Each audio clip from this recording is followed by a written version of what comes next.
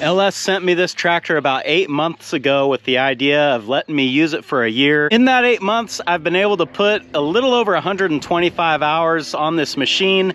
And in those 125 hours, I have used this for so many different jobs. From mowing, aerating, loader work, moving bales, tillage work, feeding cows, running a hay baler.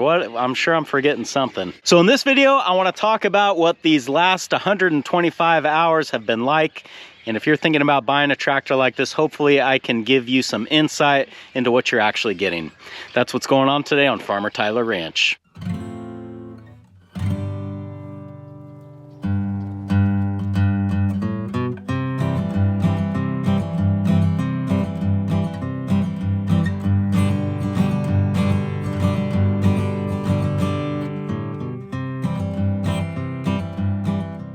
At the time of filming this, the MT7101 is the largest tractor that LS offers in America, at least. I'm not really sure what goes on other places. And the reason that I wanted this tractor is because I knew that on my small beef operation, this would be able to handle pretty much everything that I need to do, whether it's loader work, tillage work, baling. And while my 1,000-pound round bales are really no match for the lifting capacity of this loader, I prefer having the large tractor to move those bales around because it's just so much more stable.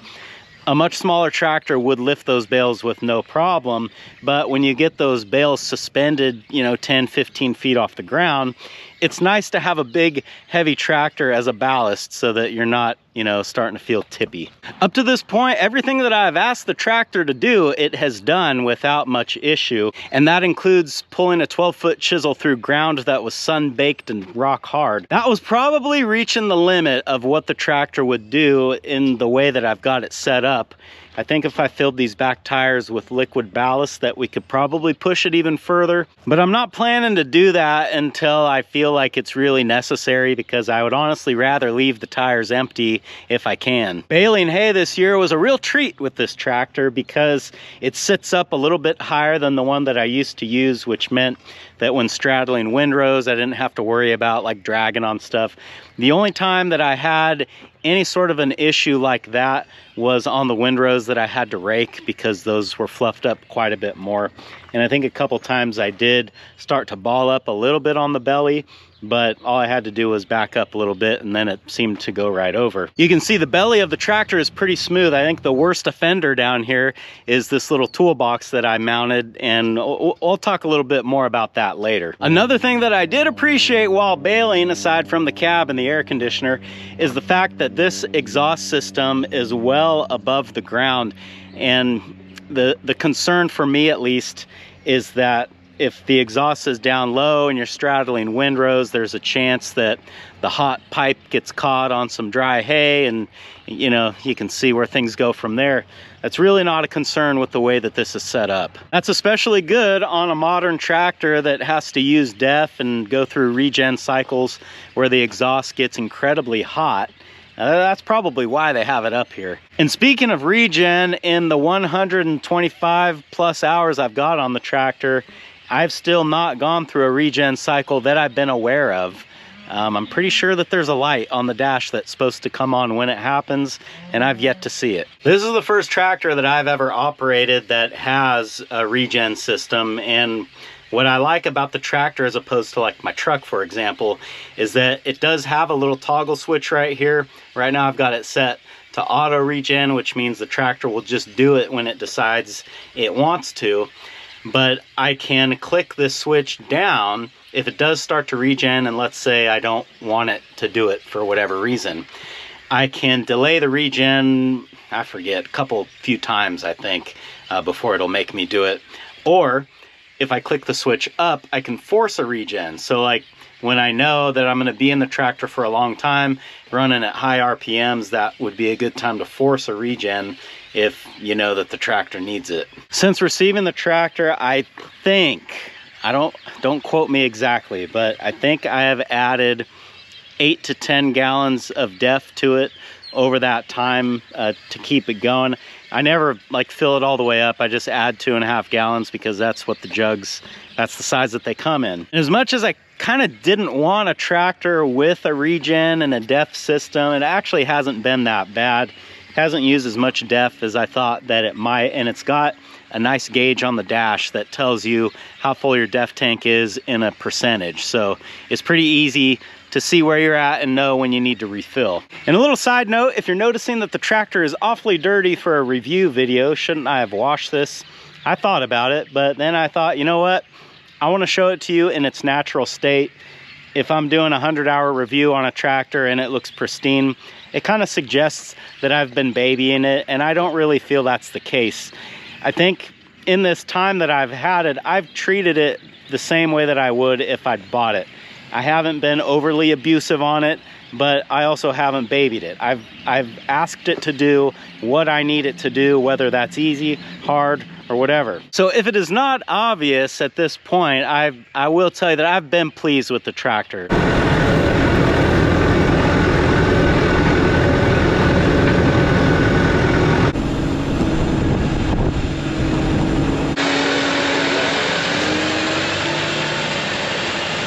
Overall, my experience with this tractor has been good, but it doesn't mean that there haven't been any issues. And really, there's only one that comes to mind, and I'll show you what it is. Every place that the door handle goes through the glass and attaches to the glass, you'll see these little plastic things that just kind of cap the screw off and hold everything together. Well, I noticed, and this happened shortly after I took delivery of the tractor, but a lot of those little plastic pieces are cracking. Like this one here was the first one that I noticed. You can see it's got a pretty big crack in it now, and it has even lost the cap. That one still looks good.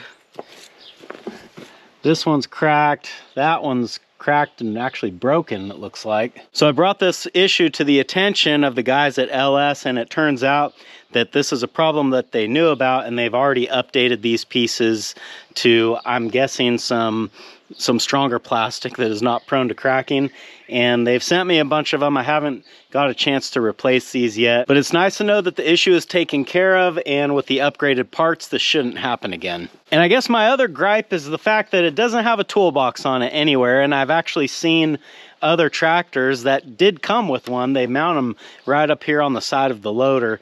So for whatever reason, mine did not come with one. I ended up making this one out of aluminum and mounting it behind the right side front tire, and that works fine, but it just, you know, kind of would have been nice if there was one already installed. So I think to wrap up my 100, you know, I keep wanting to call it a 100-hour review because in my mind that's what this video was going to be. Technically it's a 125-hour review, but whatever, you know what I'm talking about. But to wrap this up, I think I'm going to make a pros and cons list. I'll do my top 3 on either side of what I think of the tractor. We'll start with the cons. The first thing, as I just mentioned earlier, is the fact that mine did not come with a toolbox. I'm pretty sure you can get these with a toolbox, but mine didn't have one, and I wish that it did. Number 2 on my cons list brings me into the cab, and it is this rear view mirror here. When you're driving down the road, this thing vibrates so much that you can't hardly see anything in it. You're a lot better off to use your side mirrors here. They don't vibrate at all, but this one is pretty much unusable. And the last thing on the cons list, which I'm not even sure it belongs on this list because it's actually not been a problem, but when I first got the tractor, I thought that it might be, and that is how close the tires are to the fender here.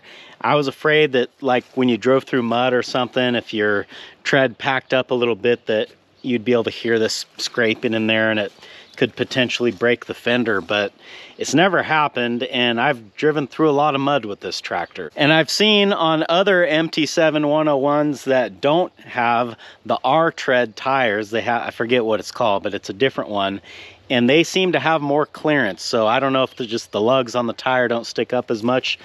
I think the only time where this would like really be an issue is if you were someone that wanted to put chains on the tires. I'm not sure that you would have enough room to do that with these tires on the tractor. Like I say, it hasn't been an issue for me, but I can see where that might be an issue for somebody. And now for the pros list, and it would be really easy to just say power, cab, and air conditioner, but I want to think of things that are unique to this tractor because I mean, any 100 horsepower tractor with a cab is going to give you power, cab, and air conditioner. So I think the first thing that I will put on my pros list is this self-leveling loader. This is an absolute game changer. This thing is so nice to use, especially when I'm like loading or unloading hay bales on and off of the trailer.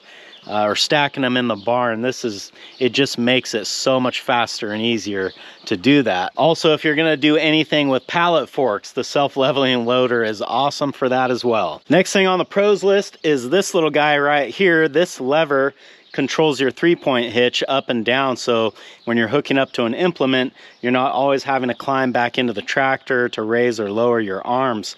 This is really convenient, but even more so on a tractor with a cab, because you know you're climbing up, you're opening doors. It's a little bit more to get in and out of this thing than on like an open station where you could just walk around and reach over the fender. I think these should be standard equipment on like any tractor, and maybe they are nowadays. But this thing is really nice. And the last thing that I think I want to put on the pros list, and this is something that you might not really think about when you buy a tractor, but something that you use every single time you get in it, and that is the air ride seat. It makes a noticeable difference when, like today, I was clipping pasture. The pasture's really rough, or if you're doing like a second pass with the disc and you're going over broken ground, this air ride seat really, it makes a huge difference from a spring seat like what I'm used to running. You've got this little lever right here. If you press it up, it inflates, and if you press it down, it deflates. Which, if you've used an air ride seat before, you already knew that. An honorable mention goes to the lighting. You've got 4 LED pods here in the back and many more in the front. I actually don't remember how many. You've got 4 LED pods up on the windshield, and then you've got just the regular tractor headlights as well.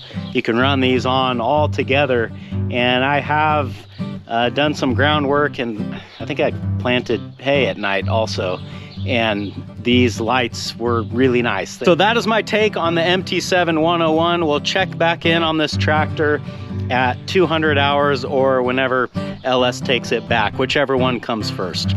Thanks for hanging out with me today, guys, and I hope I'll see you again on Farmer Tyler Ranch.